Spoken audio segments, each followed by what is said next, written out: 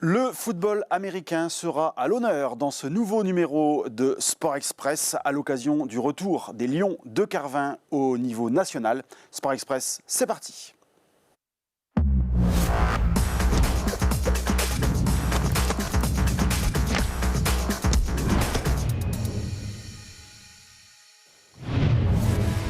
Bonjour à toutes et à tous, ravi de vous retrouver sur ILTV pour un nouveau numéro de Sport Express, votre tour d'horizon hebdomadaire des principaux résultats du dernier week-end. Aujourd'hui, nous parlerons de football, de rugby, de hand et de basket, mais aussi de football américain avec nos invités de la semaine. Nous allons en effet parler des Lions de Carvin avec tout d'abord Patrice Verheide, l'une des figures emblématiques du club de Carvin. Patrice, bonjour. Oui, bonjour. Merci d'avoir répondu à notre invitation.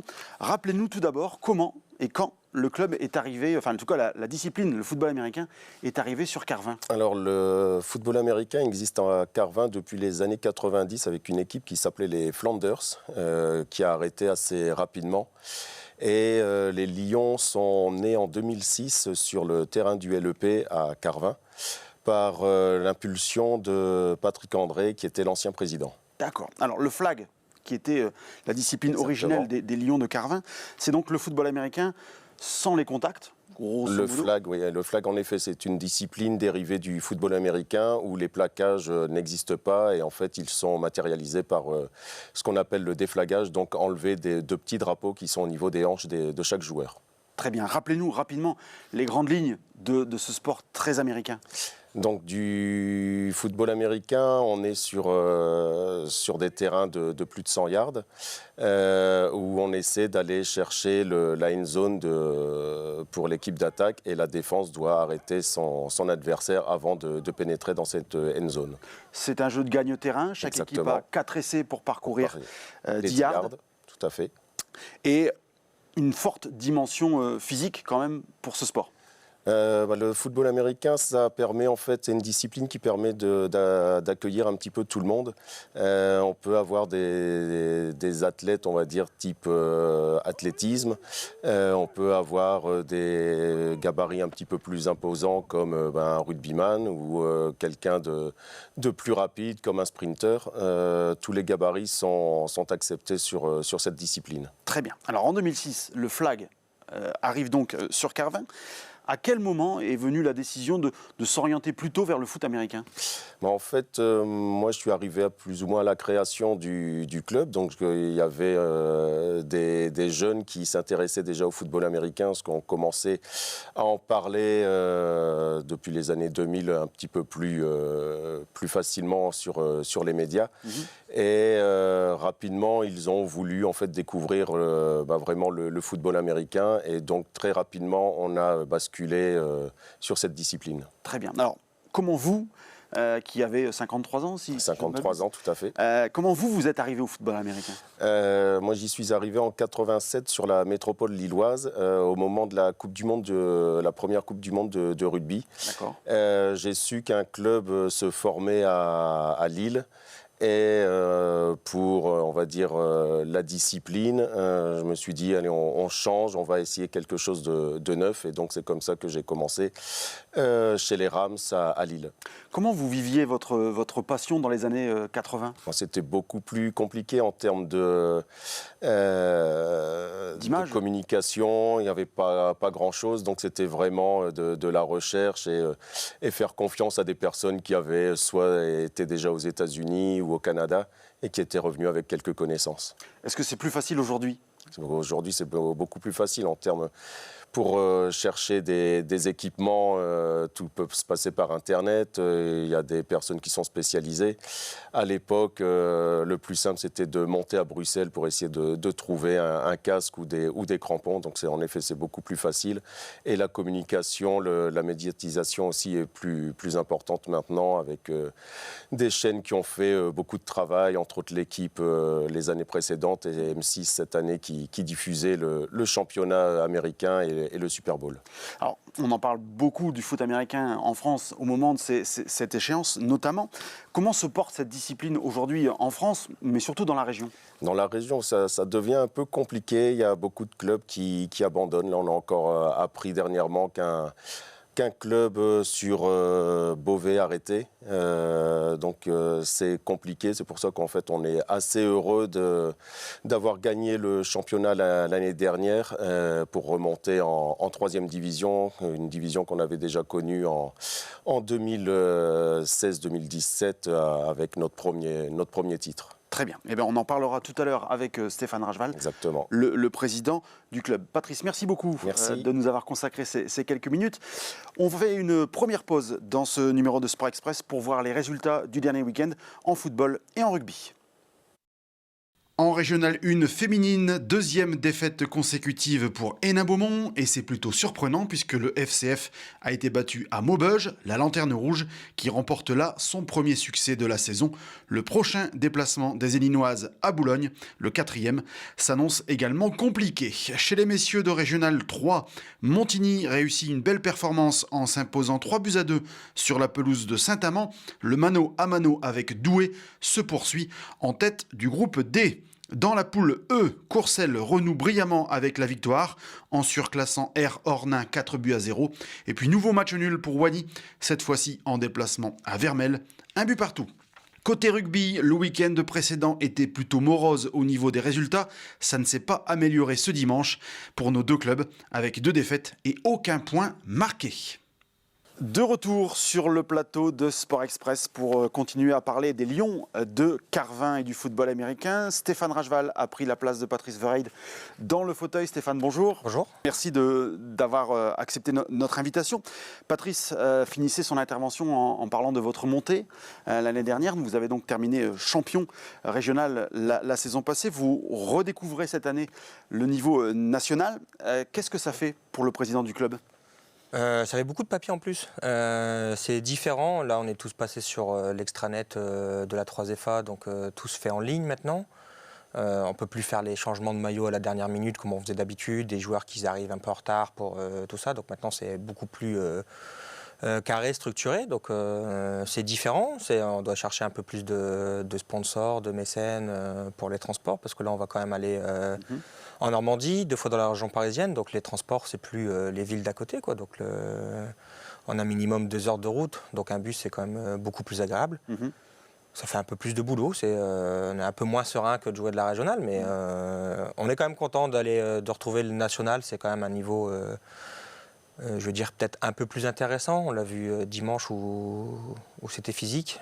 Mais voilà, donc on est content d'être en national. Alors justement, on va parler de cette première journée. Vous receviez les Pirates. Tout à fait. Pour cette première journée, comment s'est passé le match ? Je vais dire en demi-teinte. On perd le match, mais je suis content de notre défense. Notre défense, elle a tenu jusqu'à la 4e minute où malheureusement une faute de notre côté permet... Un quart-temps, c'est ça ? Oui, il restait 4 minutes à jouer avant la fin du match, alors le coup de sifflet final. Et une faute de notre côté permet à l'équipe d'en face de marquer 3 points. Et en fait, à ce moment-là, ça commence à devenir un peu plus compliqué pour nous. Donc très, très fier de ma défense, où je suis très content de ce qu'ils ont fait. On a beaucoup de choses à faire en attaque, donc pour aller marquer des points où on n'a pas forcément réussi à le faire. On a pas mal de fautes de notre côté aussi qu'il va falloir régler. Il y a plein de petits trucs à régler. Mais sinon, plutôt content du résultat, même si j'aurais espéré mieux. Mais on va dire que c'est bien, quoi. C'est encourageant. C'est encourageant, oui.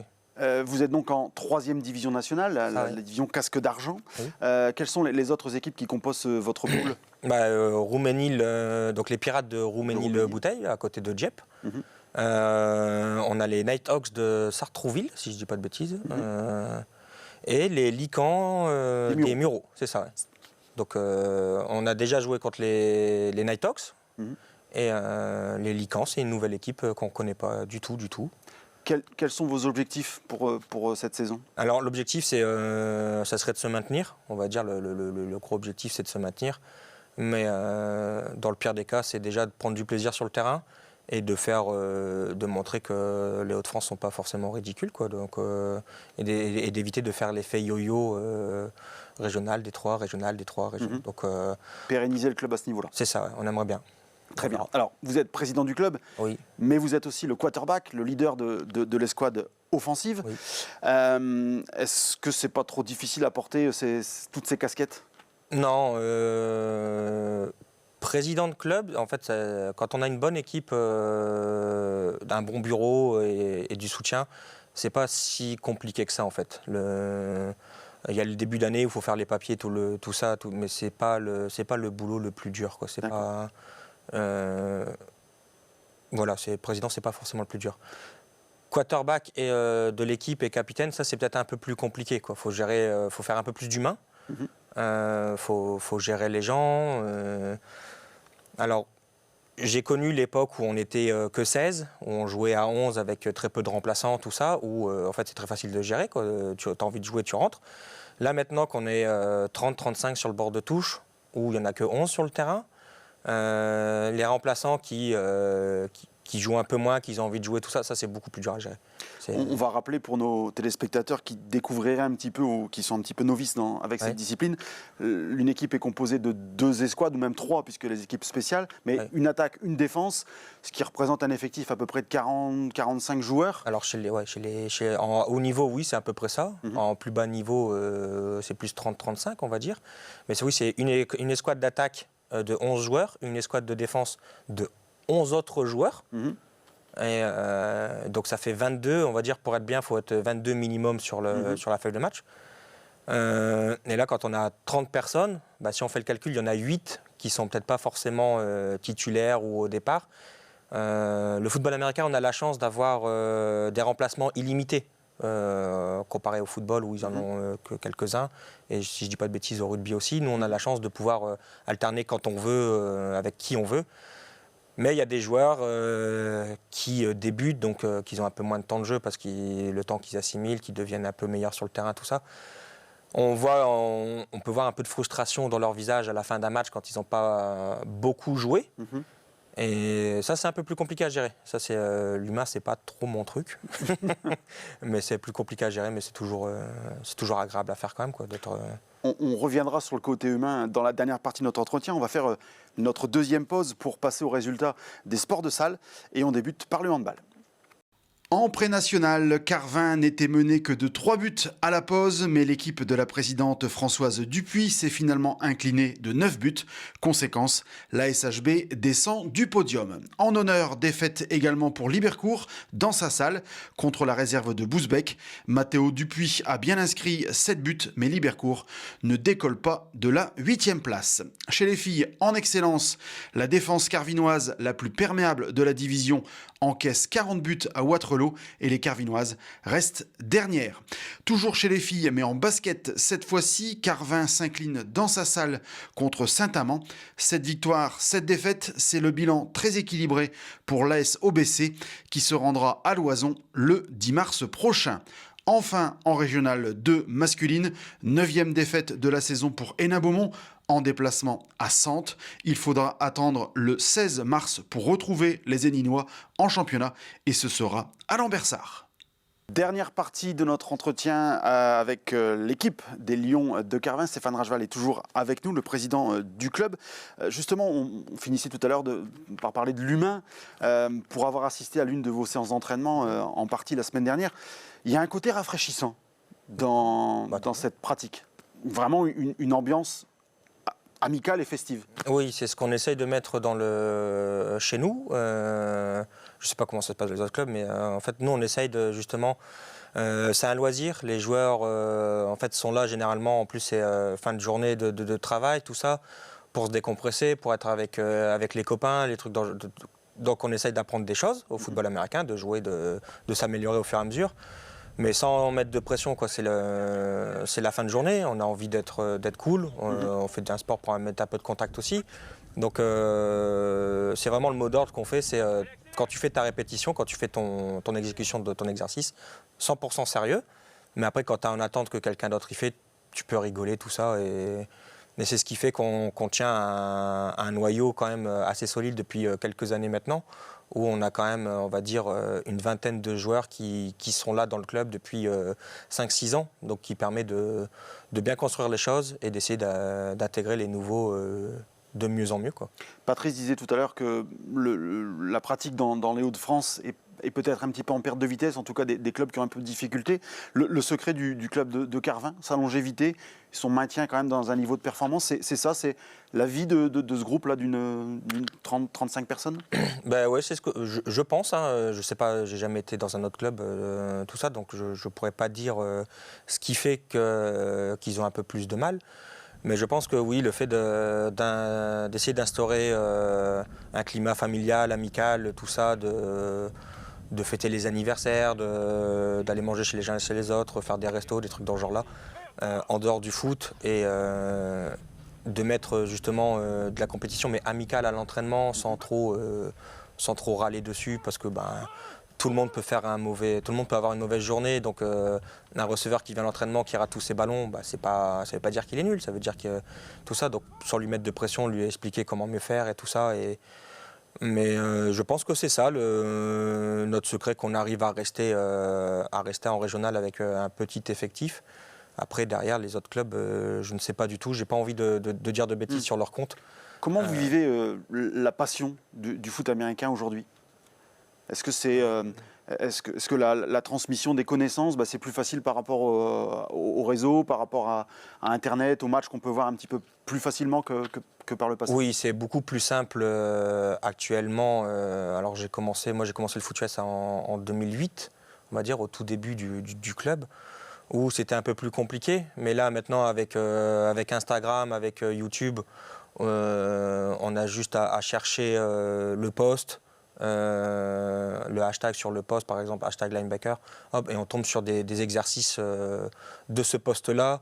Et après, on a un club où il n'y a pas vraiment de coach chez nous, où c'est les joueurs, où il y a plein de joueurs qui arrivent et « Ah, regarde, j'ai vu cet exercice-là, ça serait bien de le faire. Mets-le en place et fais-le, aucun problème. » Et donc, de ce fait, les joueurs s'auto-alimentent de trucs qu'on essaye de mettre en place. Très bien, c'était le côté rafraîchissant dont je parlais tout à l'heure. Dernière question, Stéphane, qu'est-ce qu'on peut vous souhaiter pour les prochains mois ? D'essayer de marquer des points chez les adversaires, ça serait bien, et de gagner des matchs. Et après c'est à peu près tout, quoi. Et que notre équipe continue de se porter aussi bien qu'elle l'est, quoi. Très bien. On continuera de suivre votre parcours sur ILTV chaque semaine dans Sport Express. Merci beaucoup. Merci à vous. Et bonne continuation. Merci beaucoup. Voilà, ce numéro de Sport Express touche à sa fin. Merci de votre attention, merci de votre fidélité et à très bientôt.